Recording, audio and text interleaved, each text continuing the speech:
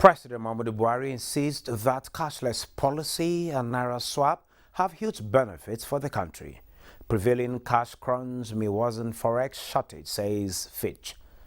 NNPC fixes March 21st to begin drilling of oil in Nasarawa State. Plus, oil prices finished the week 2.5% lower.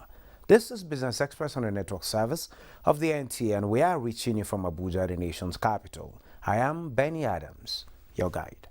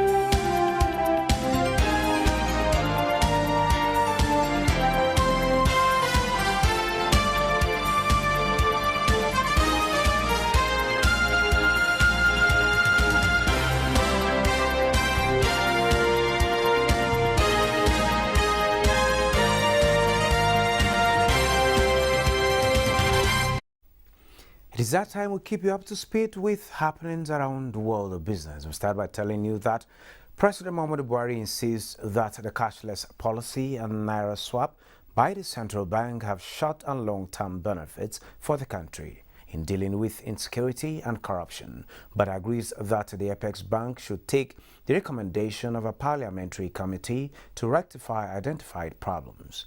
Jide Onifade reports. The president's comments came as the central bank governor, Godwin Emefiele, gave him an assurance that the 200 naira old notes taken out of circulation will be moved back into the economy.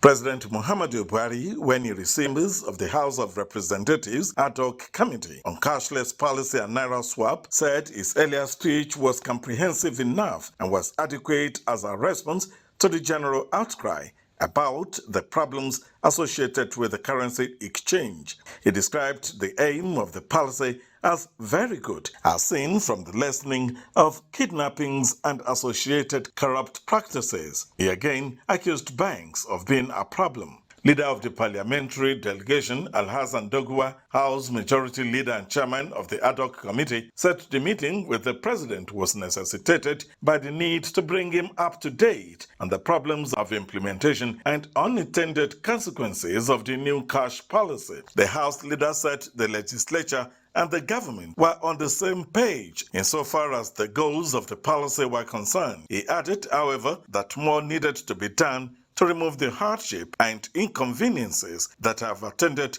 its implementation. CBN Governor Godwin Emefiele reported that he had met 15 top banks in an effort to resolve prevailing problems, assuring that the nation is at the end of the problem. He also gave the promise that by the end of February, CBN will bring into circulation between 700 to 800 billion naira, in excess of what is needed to run the economy. In the State House, Jide Onifade. The governor of the Central Bank of Nigeria, Godwin Emefiele, has formally reacted to the presidential broadcast on the currency swap policy, assuring Nigerians that adequate steps have already been taken towards making the old 200 naira and all new banknotes more available and accessible to those in need across the country. Emefiele stated this while speaking to our State House correspondent Adamu Sambo on the new directives issued by President Buhari to the Apex Bank. President has given his directives.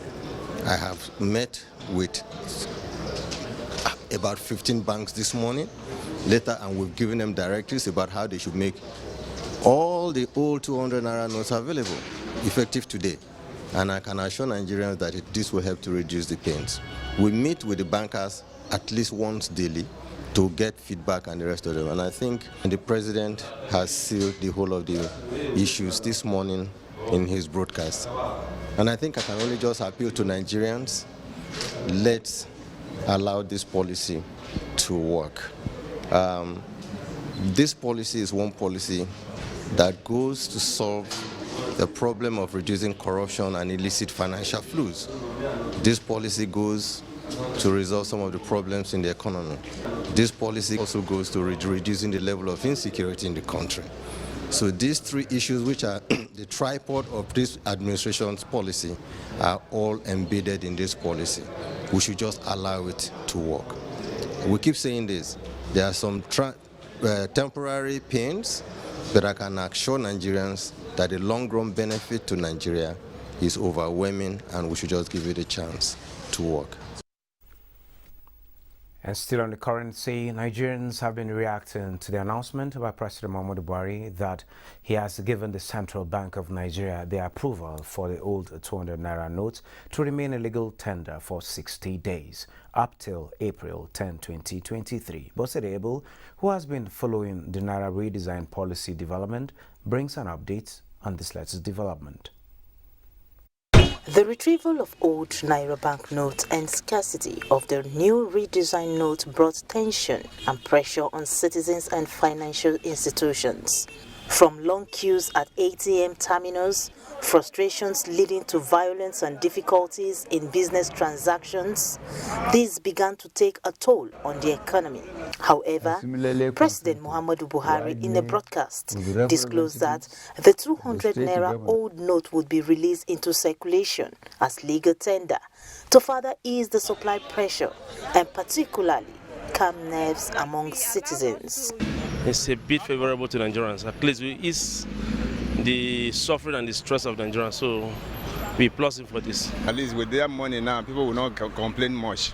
If that 200 naira note is available. With the fact that you can actually spend your old naira note is kind of a relief.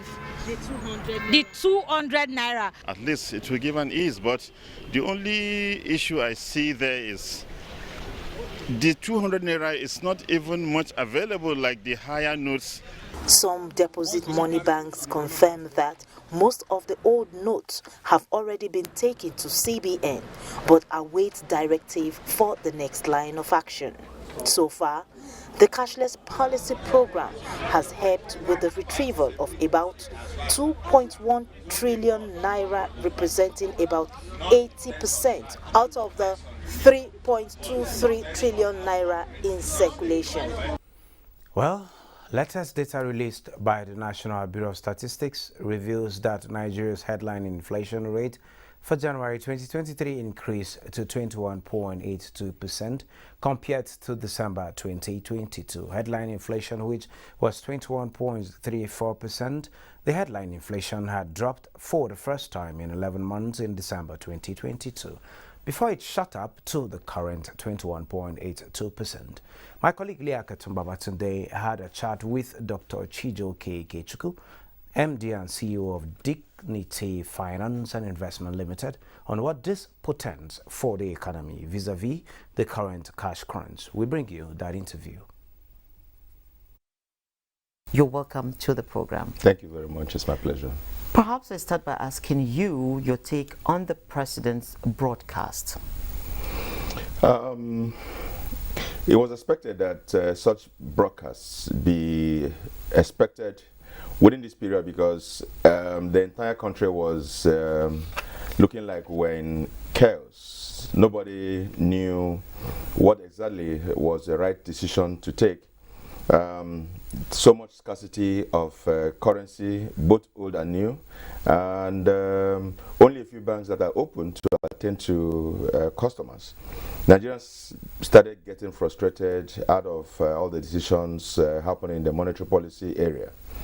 So it was necessary for the president to speak to Nigerians to be able to douse the entire anxiety that's been existing.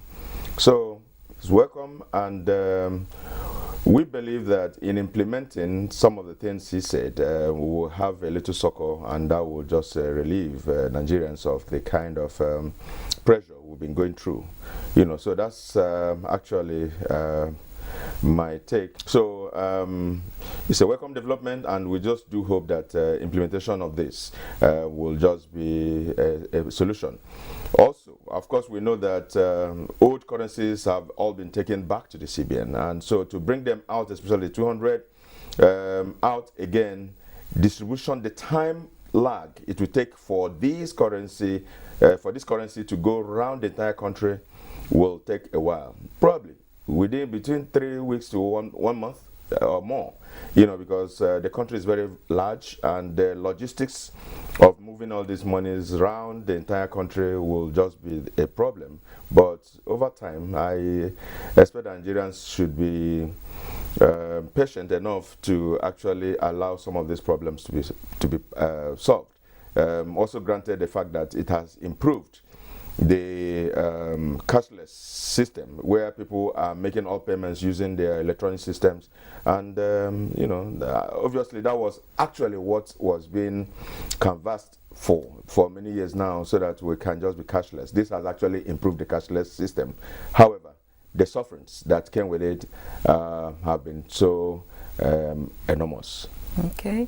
Actually, a friend just told me this morning that yesterday they were able to shop groceries using POS, and it was something that he thought that would never happen, but it is happening now. So how do you see this driving financial inclusion? It has actually it has actually driven it, increased it actually.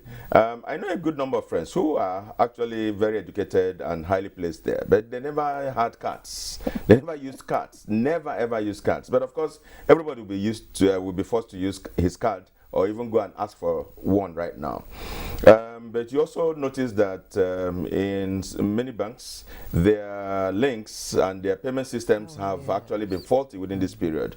I do wish that they use this opportunity to perfect all those payment systems, so that we will have seamless payments, especially now that we want to drive the cashless system. Inclusion has actually been improved. The average woman in the market already knows that people are not going to pay cash, so she has a POS person beside her who is going to collect her money and transfer to her eventually after. So that is actually working, and we are going to be expecting more and more POS systems all over the place. More should be churned out so that it can reach everywhere. There are many communities today with just one bank serving the entire community, and they need such inclusion. So, in other words, for those kind of people, the more they have payment POS all over the place, the better for them and the better for the country. Okay, so just earlier this week, actually, I was at the meeting between the CBN and the diplomatic community, and the CBN governor in his presentation observed that food prices had come down in most markets because of this intervention. And then we also had a lot of people forecasts, institutions forecast that we're going to see inflation decelerate in January. But then the numbers came out and they actually did not come down. They went the other way up. Did you see that coming? I already knew that even if there was going to be any reduction in the numbers, in the inflation rates, it would just be as marginal as 0.01 or something like that. But to even have it increase surprised a few people because of those kind of statements. But of course, I knew that the things that caused the increase in the rate are still there. They are still there.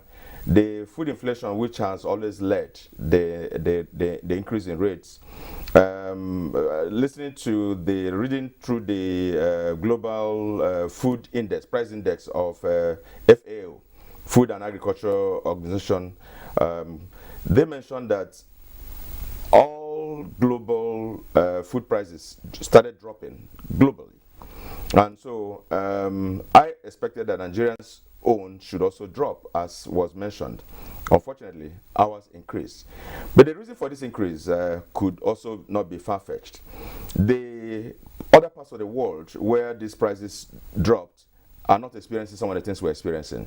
They are not experiencing the kind of exchange rate we have today. They are not experiencing any naira or their currency redesign. They are not experiencing insecurity. They are not experiencing the kind of distortions we have in the country for one reason or the other. They are not experiencing political systems like that we're seeing, kind of violent political systems that we're seeing. So that's what has made the difference. So I expect that no matter how the efforts we have made to reduce, especially food pricing, ours may not go down like the global situation is, just because of the circumstances peculiar in our own country and economy. So the NBS attributed, as you've pointed out, the driving forces for this to include food, and rent was also prominent in it. How is rent affecting us in this season? Within the period, you see, rent is not existing on its own in isolation. Something led to the increase in rent. We have to start from the exchange rate, which has been up there for such a long time. Most of the most of the building materials that we use today for construction are imported, and as they are imported, even if they are being produced here, we still see their raw materials being imported, and so cost of building became very high. Every builder of any residential or office block or any kind of building at all or construction, they have all complained about increase in the cost of building. And so when people have built and they have paid so much to build, it only becomes natural that that will affect the rent, and the rent will increase. That's actually what has increased, what has affected the rent today is from that exchange rate, is from the distortion in the supply chain, which actually has started since from the Ukrainian-Russian war, and again exchange rate and many other things, movement of goods, from clearing of goods from the wharf, and then movement of such goods to other parts of the country. Those are the things that have affected rent. So I agree that rent is a factor to that. Okay, let's go back to food prices now. That clearly the prices have dropped in markets around the country. What do you make of that? What are the factors? Yes, the major factor right now is a drop in demand. You go to certain supermarkets that people used to throng. You know, a lot of people used to go to. You don't see them again because there's no money anywhere. There's no money, and so what has actually affected the drop this time in prices is just the fact that demand has dropped. Demand has dropped because people are now beginning to keep their money for the very essential things. The very yes, prioritizing their spending. So if that has happened, it's expected that when demand drops, prices will also drop, and the cost of existence will drop. That's actually what has affected that. Otherwise, every other factor is the same. When the demand starts increasing again, you see that these prices will start going up. Sellers are looking for who will even come and price their products. And so if they're not coming, they're ready to sell at any price being priced by these buyers. And that's what has driven the drop in the price of food. So we hear that one of the objectives of the cashless policy as put forward by the CBN is to tame inflation, which has just gone up consistently for quite a number of months, close to a year before it halted. But again, we're seeing that prices are dropping, as we have established, and then just when we thought the drama would continue to escalate, the president says there's some alterations. The 200 naira notes will be plowed back into the system. How is this going to affect the pricing of food? If you look at the first MPC meeting for the year, the major reason that the Apex Bank gave for increasing MPR was the fact that they wanted to tame inflation, and so with that, with a higher MPR, inflation will be tamed. But that didn't happen because there are other factors that are affecting inflation rates, not just the monetary policy. If you just keep tweaking the monetary policy and increasing it at all times, and all those other factors are still affecting the pricing, then we're not going to achieve anything yet. The effect of that increase in MPR will start affecting that which you want to reduce, which is inflation. Because when the MPR increases, interest rates in banks will continue to increase, and when they increase, you also see that prices of goods and services are going to increase. So there will be a point, an apex point, where you are not going to go beyond increasing the MPR. And so, having said that, to say that it's not all the time that interest rate wants to be tamed, that you have to continue to increase MPR. And so if we have said that, we need to know that we are going to continue checking these other things that are affecting pricing in the market. Many other things are affecting pricing. We are going to start dealing with them one after the other. Some of them are fiscal. Actually, we need to look at the fiscal side of it to see what aspect of the fiscal policy that is affecting our pricing, that is affecting our inflation, that's affecting the economic situation of the country. So it's a whole lot. Some of them are beyond the control of the CBN. Some of them are even beyond the control of both the fiscal and the monetary policy. And so we need to deal with them as a country. It's actually a country thing, not just a particular institution. Okay, so before I let you go, what are your projections in for the coming months, and would you say that perhaps it's time elections will be over by the next MPC meeting, that will see a drop in policy rates? What I expect to happen is that policy rates should not be increased anymore. They can just remain where they are. You see, when you change a rate, you need to see the impact. Impact does not happen in 1 month, in 2 months. Impact may happen over a period of, say, 3 months, 4 months, as the case may be. We have not tested the increase that we have. In fact, that's why it looks like MPR has been increased, yet it's not bringing down the inflation rate. So I don't expect that MPR will be touched right now, but it's also possible that CRR may be increased. It's also possible because a lot of monies came into the system, into the banking system this time, and maybe I expect that CRR may be touched, increased, in order to get in those monies again into CBN. That's what I expect to happen. But the good thing about the monies that have entered the system is that interest rates have dropped. Even with MPR increasing, interest rates within banks, interbank rates have actually dropped.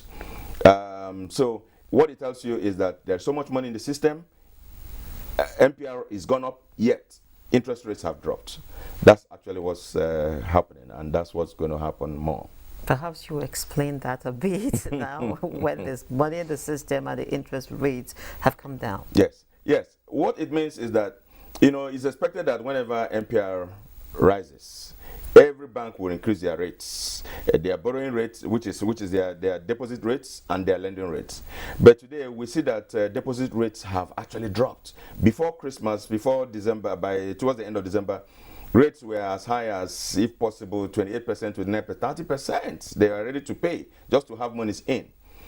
Today, you can hardly see any bank that is ready to pay 11% for deposits. Oh, wow. So just because of the monies that have come into the system. So they all have enough monies now. And so if they keep the money and they're not able to have an outlet for them, they are going to incur costs because of the high interest costs. So that's why the interest rate is dropping, just even when the MPR is high. Okay, I must sincerely thank you, Dr. Ikechukwu, for always having time to come and share thoughts with us. Thank you very much. It's my pleasure always. Thank you. And moving on, the stock market closed the last trading day for the week on a negative territory with 53,804.46 basis points. At the end of today's trading, a total of 172.9 million shares in 3,077 deals, valued at 3.7 billion naira, exchanged hands. Market capitalization stood at 29.3 trillion naira. Well, that is much we can take on Business Express. Join us again on Monday for another fresh edition.